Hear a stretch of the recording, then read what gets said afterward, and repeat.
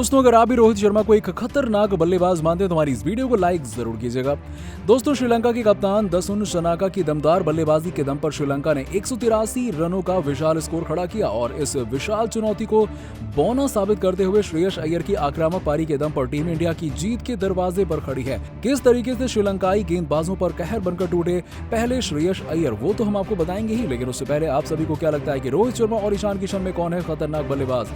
इस बात का जवाब हमें नीचे कमेंट बॉक्स में जरूर दीजिएगा। दोस्तों, बारिश से बाधित दूसरे टी20 मुकाबले में भारतीय कप्तान रोहित शर्मा ने टॉस जीतकर पहले गेंदबाजी करने का फैसला किया और उनके इस फैसले को चुनौती देते हुए श्रीलंका की टीम ने 5 विकेट के नुकसान पर 183 रनों का विशाल स्कोर खड़ा कर लिया और जवाब देते हुए श्रेयस अय्यर की दमदार बल्लेबाजी के दम पर टीम इंडिया लक्ष्य के करीब तेजी से बढ़ रही है। दोस्तों, जब श्रीलंका की टीम पहले बल्लेबाजी करने के लिए आई तो अपने पहले ही ओवर में खतरनाक लय में नजर आ रहे भुवनेश्वर कुमार ने गजब की स्विंग गेंदबाजी की और हालांकि पहले कुछ ओवरों में संभल कर बल्लेबाजी करते हुए श्रीलंकाई ओपनर गुना तिलका और प्रथम सनाका ने पहले पावर प्ले में केवल 32 रन बनाए, लेकिन अपनी टीम को कोई नुकसान नहीं होने दिया। इसके बाद 7वें ओवर में यजुवेंद्र चहल की पहली ही गेंद पर गुना तिलका ने एक शानदार चौका लगाकर अपने खतरनाक इरादे जाहिर कर दिए और यहां से इन दोनों ही बल्लेबाजों ने रन गति को बढ़ाते हुए 8 ओवरों तक अपनी टीम का स्कोर 51 रन के पार पहुंचा दिया।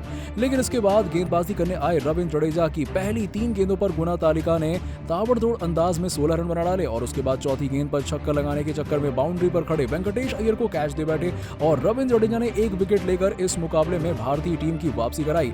इसके बाद मैदान पर सनाका का साथ निभाने आए असलंगा भी ज्यादा देर तक बल्लेबाजी नहीं कर पाए और उनको 10वें ओवर में यजुवेंद्र चहल ने एलबीडब्ल्यू आउट करके पवेलियन की राह दिखाई।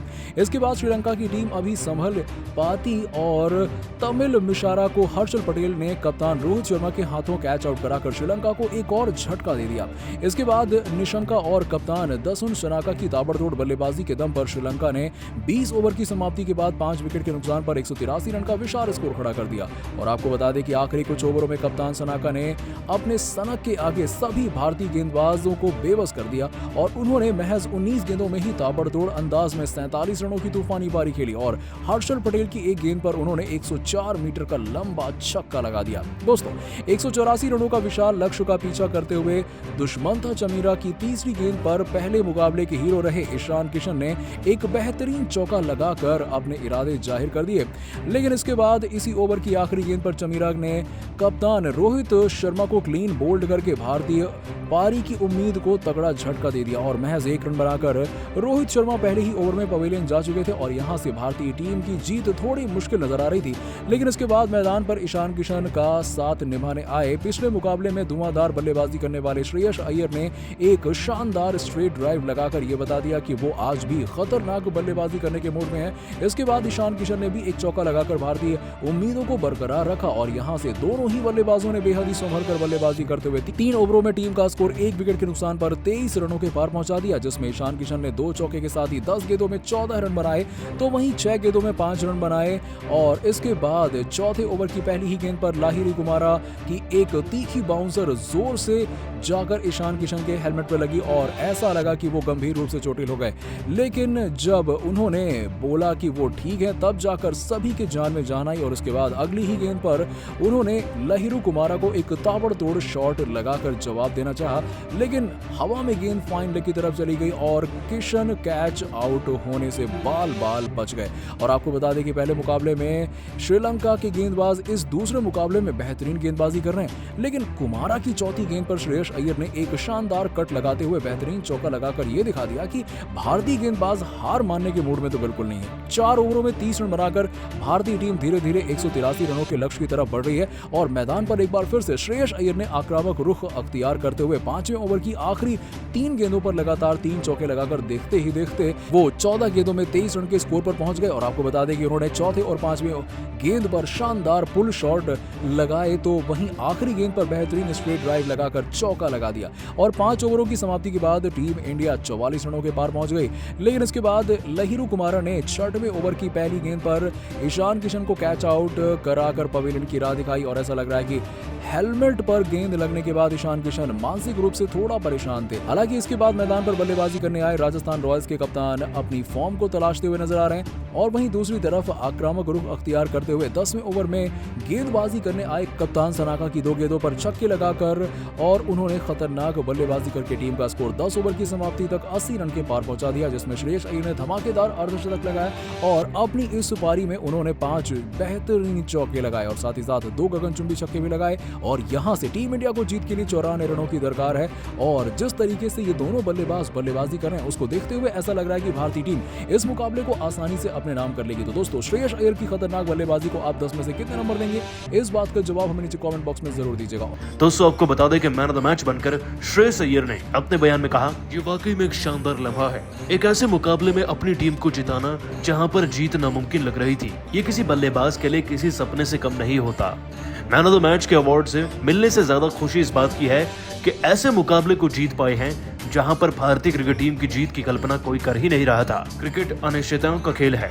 वाकई में आखिरी गेंद तक आपको हार नहीं माननी चाहिए और ये सब कुछ हमने रोहित और धोनी भाई जैसे खिलाड़ियों से ही सीखा है। रोहित शर्मा एक शानदार कप्तान है, इस बात में कोई शक भी नहीं। वो हर एक खिलाड़ी को खुल के मौके भी देते हैं और उन्हें खुल के अपने अंदाज में खेलने के लिए प्रोत्साहित भी करते हैं। शायद यही वजह है कि आज जब रोहित और ईशान किशन का विकेट भी गिरा तब मुझे कुछ ज्यादा फर्क नहीं पड़ा, क्योंकि मैं तो केवल अपनी बल्लेबाजी करने आया था, अपनी टीम को जिताने आया था और मैंने वह किया भी। जानता था कि मैं डिफेंड करके बल्लेबाजी नहीं कर सकता, इसलिए मैंने नेचुरल गेम खेला और अपनी टीम के लिए बड़े शॉट लगाने का प्रयास किया और उसमें कामयाब भी हो सका।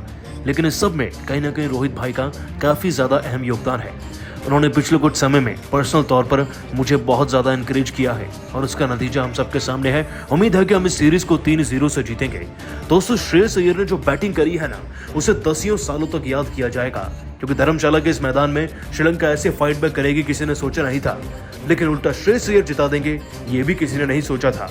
दोस्तों, रोहित शर्मा की कप्तानी, जडेजा की शानदार गेंदबाजी और वेंकटेश अय्यर के कैच ने फिर से सबका दिल ही जीत लिया और कैसे रोहित के एक फैसले ने पूरे मैच को पलट कर रख दिया, ये सब तो आपको बताने वाले हैं। लेकिन उससे पहले आप सभी को क्या लगता है, वेंकटेश अय्यर और पांड्या में कौन एक बेहतर ऑलराउंडर है? नीचे कमेंट करके जरूर बताइएगा। दोस्तों, भारत और श्रीलंकाई टीम के बीच में सीरीज का दूसरा T20 मुकाबला धर्मशाला के मैदान में खेला जा रहा है। आपको बता दें कि पहले मुकाबले को 65 रन से जीतकर भारत ने धमाकेदार शुरुआत की है। हालांकि दूसरे मैच में बारिश के खलल डालने की पूरी संभावनाएं थी, लेकिन ग्राउंड स्टाफ के बढ़िया काम के चलते मुकाबला न सिर्फ अपने निर्धारित समय से शुरू हुआ, बल्कि भारतीय क्रिकेट टीम बिना किसी बदलाव के कॉन्फिडेंट मैदान में उतरती नजर आई। रोहित शर्मा टॉस जीत गए और गेंदबाजी न करने का फैसला वो क्यों ही करते। रोहित शर्मा ने गेंदबाजी चुनी और जैसे ही मैदान पर भारतीय गेंदबाज उतरे तो शुरुआत भारत के पक्ष में नहीं थी। दोस्तों, आपको बता दें कि भारतीय गेंदबाजों ने थोड़ा बहुत स्ट्रगल महसूस किया शुरुआती ओवर्स में विकेट चटकाने में। श्रीलंका की टीम की तरफ से सलामी जोड़ी के बल्लेबाज गुनाथलिका और निशंका ने बहुत अच्छी शुरुआत टीम को दिलाई। गुनाथलिका तो आज रोहित शर्मा के अंदाज से बल्लेबाजी कर रहे थे। 228 गेंदों में इस खिलाड़ी के लगभग 40 रन बन चुके थे। दूसरे सलामी जोड़ी के बल्लेबाज के तौर पर अब इनका विकेट तो भारतीय क्रिकेट टीम को हर एक कीमत पर चाहिए था। 10 ओवर में श्रीलंकाई टीम 70 के करीब पहुंच चुकी थी और तभी रोहित शर्मा के एक फैसले ने पूरे मैच को बदल कर रख दिया। दोस्तों, रोहित शर्मा ने अपना तुरुप का इक्का चला, मतलब कि वो रविंद्र जडेजा को गेंदबाजी कराने ले आए जब तेज गेंदबाज सफल नहीं हो रहे थे। और इससे पहले कि दोस्तों रविंद्र जडेजा भी कुछ कर पाते, गुनाथलिका तो उनको 3 गेंदों में 16 रन लगा चुके थे। जी हाँ दोस्तों, गुनाथलिका ने जडेजा को पहले 2 छक्के जड़े और 1 चौका। तभी दोस्तों रोहित शर्मा दौड़े दौड़े गए रविंद्र जडेजा के पास और उन्हें बताया कि किस तरीके से उन्हें गेंद को धीमा करना है, लेंथ और लाइन को बदलना है और फिर गुनाथलिका को टारगेट करना है। रविंद्र जडेजा ने रोहित की सलाह को मान लिया और ज्यादा वाइड की तरफ गेंद को डाल दिया।